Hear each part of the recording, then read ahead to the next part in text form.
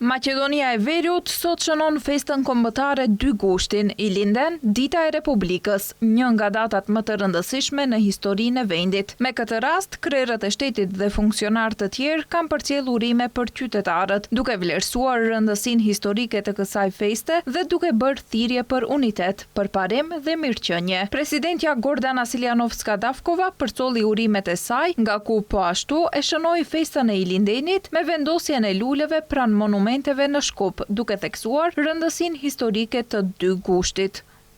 E fillova kremtimin e 2 Gushtit në Shkup duke vendosur lule para monumentit të kryetarit të Republikës së Krushevës, Nikola Karev, para monumentit të KAÇK-M-s dhe para monumentit të presidentit të parë të kryetarit të KAÇK-M-s, Metodia Andonovçento. Ilindeni është një ditë e vërtet për të kujtuar dhe përkujtuar luftën e shumë brezave për një shtet të pavarur Maqedonas.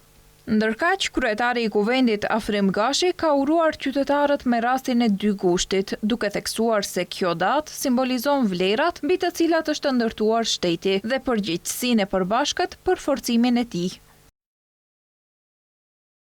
2 Gushti përkujton 2 ngjarje kyçe, kryengritjen e ilindenit të vitit 1903 dhe mbledhjen e parë të KAÇK-M-s në Prohor Pçinski në vitin 1944, të cilat përfaqësojnë aspiratën për një shtet të bazuar në liri, demokraci dhe përgjegjësi ndaj qytetarëve. Po ashtu, kryeministri Hristijan Mickoski, sot në fjalimin e tij në qendrën memoriale KAÇK-M në Pelinc, tha se çdo gjenerat e ka ilindenin e vet, me misionin dhe detyrën e vet, ndërsa ky i tanishmi ka detyrën ta mbajë vendin të fortë, ta bëjë atë me prosperitet, të drejtë dhe përsëri një vend në të cilin njerëzit do të besojnë se ja vlen të qëndrosh dhe të ndërtosh të ardhmen. Historia nuk kërkon të përsërisim hapat e popullit të ilindenit dhe asnomit, por të tregojnë të njëjtin guxim që ata treguan. Çdo brez ka ilindenin e vet, disa luftuan për liri, disa për një shtet, dhe brezi ynë ka detyrën ta ruajë mëshirinë të fortë, të drejtë dhe të begat, një shtet në të cilin të rinjtë do të besojnë se ja vlen të qëndrosh, të krijosh dhe të ndërtosh të ardhmen pikërisht këtu. Edhe kryetari i LSDM-s Venko Filipçe uroi 2 Gushtin nga Krusheva, nga ku tha se respekti i vërtet për popullin e ilindenit tregohet duke ndërtuar një të ardhme më të mirë dhe jo duke mbetur i bllokuar në të kaluarën. Kujtimi i ilindenit ka vlerë të vërtetë vetëm nëse na shërben për të ndërtuar një të ardhme më të mirë. Prandaj po luftojmë për një Maqedoni në të cilën sundon ligji, jo interesi partijak, për një Maqedoni në të cilën ka ujë të pastër, paga më të mira dhe perspektivë për të rinjët.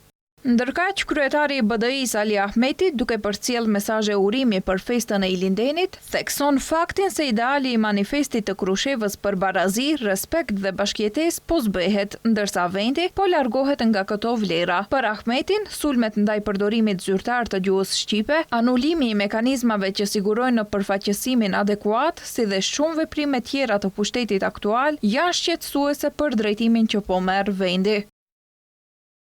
2 Gushti na rikthen te një nga idealet më fisnike të historisë sonë të përbashkët, bindja se liria nuk ndërtohet mbi epërsinë e njërit ndaj tjetrit, por mbi barazinë, respektin dhe bashkëjetesën. Fatkeqësisht, pas më shumë se një shekulli, në vend që t'i afrohemi atij ideali, po largohemi prej tij, në vend të partneritetit po rikthehet logjika e dominimit, ndërsa në vend të përfshirjes po thellohet të përjashtimi. Urime për këtë fest kanë përcjell edhe shumë krerë të tjerë shtetëror dhe politik, si dhe partitë politike në vend. Ata kanë vlerësuar rëndësinë historike të ilindenit dhe kanë përcjell mesazhe për unitet, paqe dhe përparim të qytetarëve.